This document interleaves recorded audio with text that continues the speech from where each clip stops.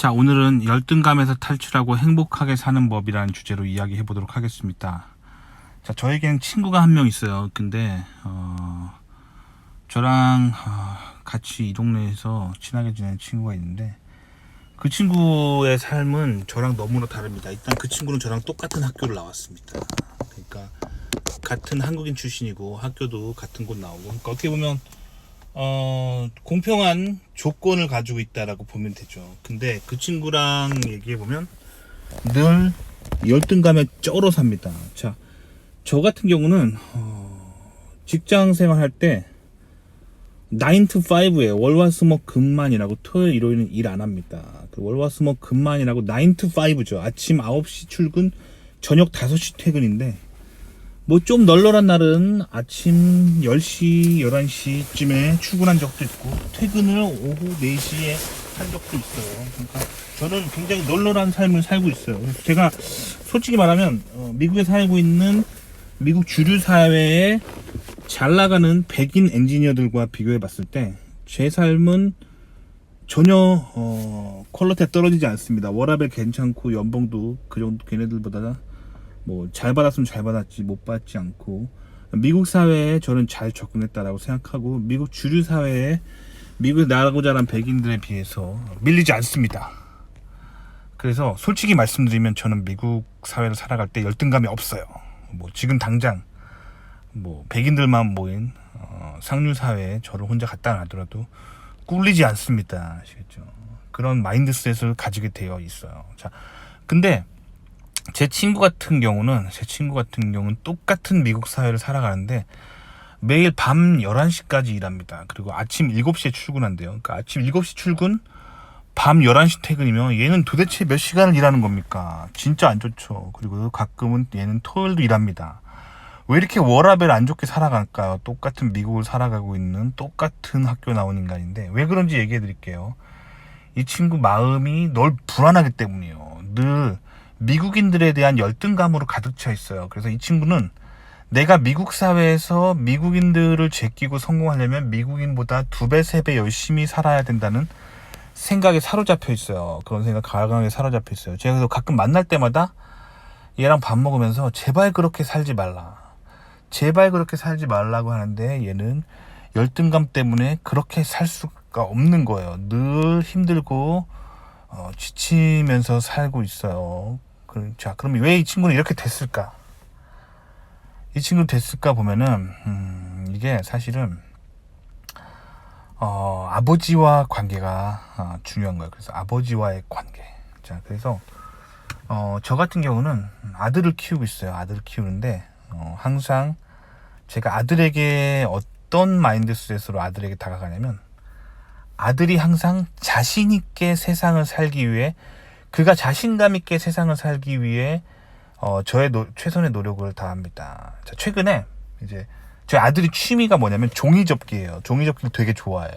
그래가지고 뭐 종이 가지고 막 꽃도 접고 말도 접고 뭐 각종 동물, 비행기, 자동차 막 접는 걸 좋아해요. 그래서 제가 그가 되게 종이접기를 좋아하기 때문에 제가 그 미국 서점에서 파는 종이접기 전문가가 만드는 쓴 종이접기 전문 책을 사줬는데,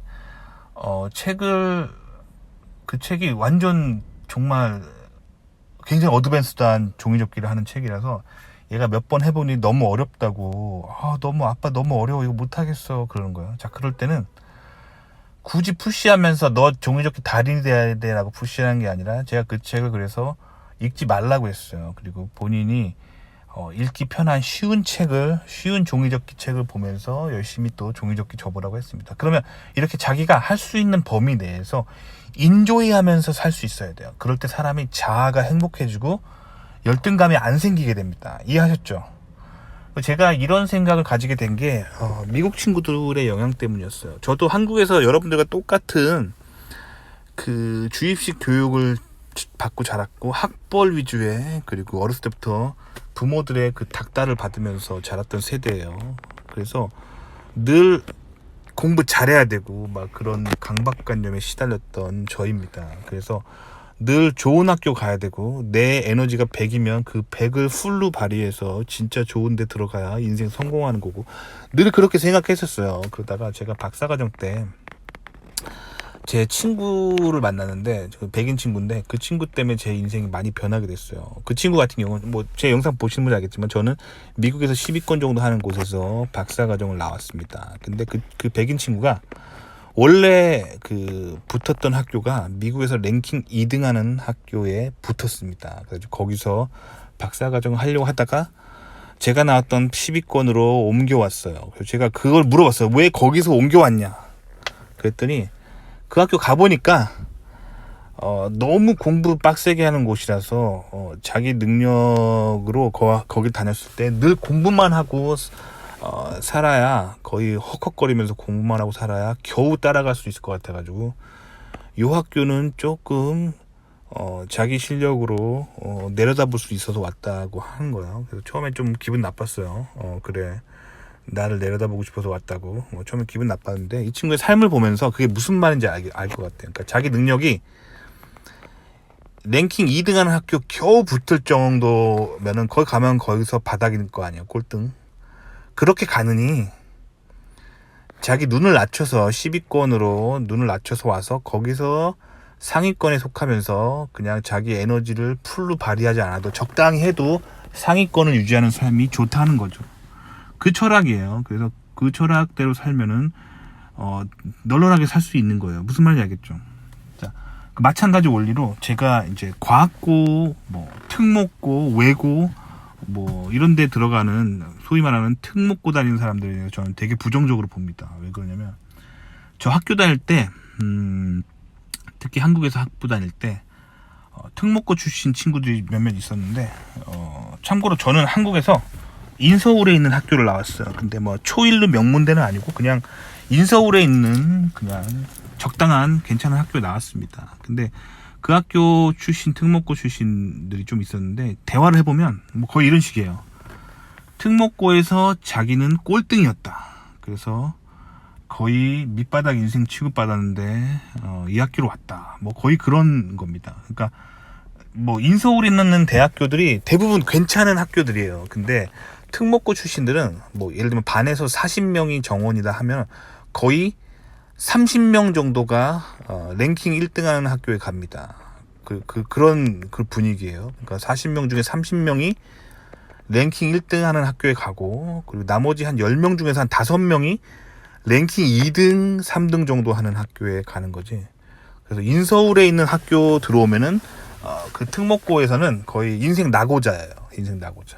근데 이 뷰가 얼마나 안타까우냐면, 그냥 평범한 서울에 있는 평범한 인문계 고등학교에서는 인서울 가면은 상위권이에요. 상위권이고, 좀 공부 좀 못하면은 이제 수도권 가는 거고, 좀 많이 못하면 이제 지방으로 가는 겁니다. 뭐 수도권이나 지방에서 대학 나오신 분들 죄송합니다. 뭐 님들 기분 좋으라고 진실을 왜곡할 수는 없잖아요. 근데 어쨌든 그래요. 그렇기 때문에 특목고 같은 데 나오면은 세상에 대한 기준이 매우 높아요. 근데 특목고에서 인서울도 못 가고 만약에 수도권 학교로 간다 그러면은 거기서는 진짜 완전 밑바닥 인생이 되는 거예요. 그러니까 근데 사실 특목고 들어가려면 중학교 때부터 공부를 잘하고 나름 똑똑하고 공부 잘한다는 이야기를 많이 들었는데, 그렇게 특목고 가서 밑바닥 찍고 인서울 학교 못 가고 수도권 대학을 가게 된다 그러면 그가 한평생 마음속에 심한 패배감을 가지게 됩니다. 심한 열등감에 빠지게 되죠. 그래서 특목고는 함부로 보내면 안 됩니다.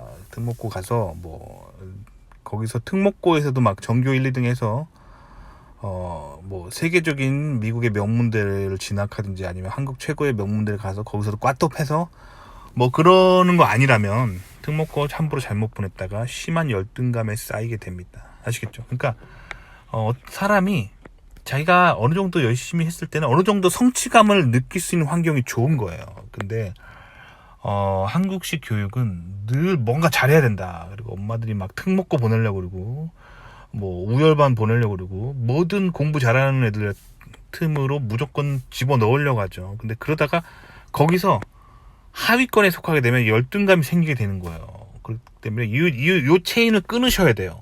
저 같은 경우는 이제 그 대학원 랩에서 그런 주변 백인 친구들의 그런 인생을 즐기는 법을 좀 배웠기 때문에 저는 좀 이제 좀 천천히 살려고 해요. 그래서 뭐 사실 제가 실리콘밸리에 가고 싶은 회사가 하나 있거든요. 거기는 전 세계 1등 하는 회사예요. 거기는 그냥 나오면 그냥 암묵적으로 저기는 세계 최강이다라고 하는 데가 있는데 일부러 안 들어가고 있습니다. 일부러 안 들어가고 더 이상 이제 그런 데 안 가려고 하고 그냥 실리콘밸리 안에 있는 그냥 대기업, 뭐 우리 회사도 괜찮은데 뭐 저기까지 꼭 가야 되냐 이런 마인드예요. 그러니까 제가 서울에서 인서울에 있는 학교도 괜찮은데 꼭 랭킹 1위 가야 되냐 뭐 이런 마인드죠. 그리고 제가 박사 때도 10위권의 학교 정도면 괜찮지 꼭 랭킹 1등 2등 해야 되냐, 안 해도 된다 이런 마인드예요. 그러니까 너무 무리해서 막 1등 하려고 하지 마시고 너무 무리해서 막 랭킹 막 세계적인 학교 가려고 하지 마세요. 적당히 자기 능력이 100이면 살짝 내려다보면서 편하게 일할 수 있는 곳으로 가는 게 가장 좋아요. 아시겠죠? 근데 한국 사람들 특징이 아둥바둥 막 살면서 막 조금이라도 더 괜찮은 데 가려고 아둥바둥 사는데, 그러다가 모든 불행이 시작되고 그 안에서 그래 그렇게 들어갔는데 거기서 밑바닥 찍으면 열등감이 찾아오는 거예요. 아시겠죠? 그래서 제가 특목고 가지 말라고, 특목고 자녀들 보내지 말라고 학부모들한테 늘 얘기하는 거고, 특목고 가느니 평범한 고등학교에서 공부 잘하는 게 훨씬 행복하게 삽니다. 마찬가지로 뭐 세계적인 명문대 안 가셔도 돼요. 그냥 적당히 자기 능력으로 갈 수 있는데 가셔가지고 자기 하고 싶은 거 하면서 살면은 가장 행복합니다. 아시겠죠? 제가 아들에게 그 종이접기 책을 좋은 거 아들이 관심 있어서 사줬지만 아들이 힘들어하니까 읽지 마 하는 거랑 똑같은 마인드예요. 네가 종이접기 편하고 즐겁고 행복하게 할 수 있는 책 찾아서 열심히 접어봐, 이겁니다. 아시겠죠? 그래서 제 친구가 지금 아침 7시에 출근해가지고 저녁 11시에 퇴근하는 저 친구가 저는 굉장히 안타깝습니다. 저 친구는 저 회사를 다니면 안 돼요. 저 회사에 있는 미국인들이 본인보다 많이 똑똑하다고 생각하기 때문에 지금 부들부들 떨면서 지금 밤 11시까지 걔네들 이겨보겠다고 저러고 살고 있는 건데, 안타깝죠. 안타까워요. 저런 데 다니시면 안 돼요. 저런 데보다 본인이 좀 살짝 내려다볼 수 있는 회사, 그런 데를 가셔야 돼요. 그래서 제가 더 이상 좋은 회사 가려고 안 하는 이유입니다. 이 정도 제가 있는 회사 정도면 나보다 똑똑한 애들이 많이 없는 그런 데에서 행복하게 살면서 아침 9시 출근, 저녁 5시 퇴근하는 거, 이거 괜찮은 삶입니다. 아시겠죠? 그래서 제가 조금 더 나이 들면은 이제 한국에 죄송합니다. 이러면 또 굉장히 기분 나쁠 것 같은데 한국에 가볼까 생각 중입니다. 그래서 한국에 가면은 이제 이런 미국 유학파 같은 사람이 별로 없는 이런 조직에 가면은 이제 걔네들보다 제가 항상 똑똑하겠죠. 그러면 뭐 아무것도 안 하고 숨만 쉬어도 걔네들 압도하는 실력을 제가 가지고 있겠죠. 그러면서 거기서 여유롭게 사는 겁니다. 이런 거예요. 항상 좀 약간 인생을 살 때 조금 이제 너무 빡세게 산다기보다는 좀 만만한 데 가서 여유롭게 사는 거, 요게 사실 굉장히 중요한 삶의 태도예요. 제가 미국 살면서 배운 그런 중요한 삶의 태도입니다. 약간 널널하게 사는 거. 저를 이거를 가르쳐 준 사람들이 백인들이에요. 백인 컬처. 제가 이제 박사과정 때 박사했던 랩이 백인들만 있는 랩이어가지고 그런 여유롭게 사는 그 백인 특유의 인생 즐기면서 여유롭게 사는 거를 제가 조금 배웠어요. 근데 아주 조금 배웠을 뿐이에요. 많이는 안 배웠고, 왜냐면 제가 뭐 저도 한국에서 태어나고 자란 사람이라서 뭐 늘 빡세게 사는 마인드만 있었는데, 이제 좀 인생을 즐기는 법들을 이제 미국 와서 조금 배우게 된 것 같아요. 아시겠죠? 그러니까 열등감에 탈출하고 행복하게 사는 법은 너무 빡세게 상향지향적으로 사는 삶을 버리셔야 돼요. 그런 것보다 좀 만만한 애들. 아시겠죠? 그러니까 뭐 예를 들면 좀 쉽게 설명하기 쉽게 표현하자면, 뭐 고등학교 가실 때 뭐 특목고, 막 과학고, 외고 간다기보다는 그냥 좀 공부 못하는 고등학교에서 짱 먹는 거. 자, 근데 요거를 나타내는 아주 절묘하게 표현한 한국의 속담 있죠. 뱀의 용의 꼬리가 되는 것보다 뱀의 머리가 되라. 이런 표현 있죠. 약간 비슷한 의미를 가지고 있는 그런 한국의 속담입니다. 제가 지금 말하는 거랑 아주 비슷한 의미를 가지고 있는 거예요. 아시겠죠? 그렇기 때문에 어떤 뛰어난 조직에서 꼴등하는 것보다는 좀 평범한 사람들이 있는 곳에서 1등하는 게 훨씬 행복하게 사는 거다.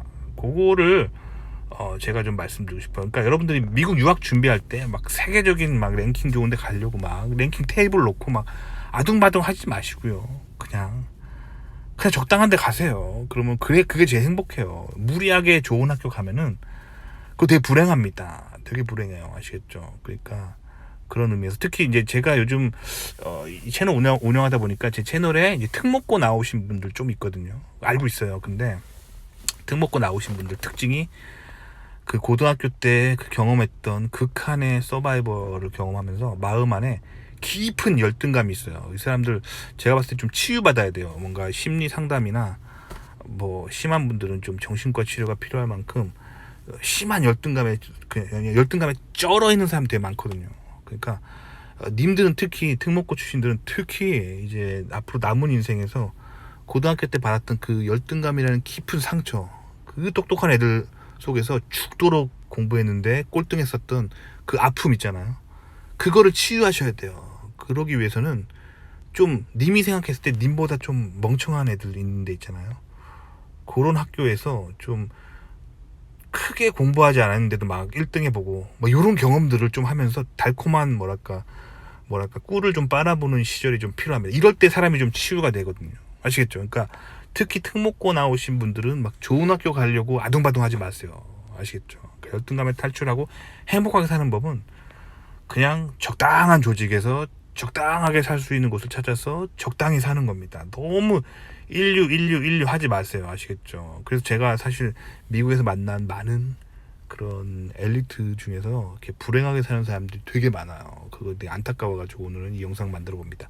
도움이 되셨길 바랍니다.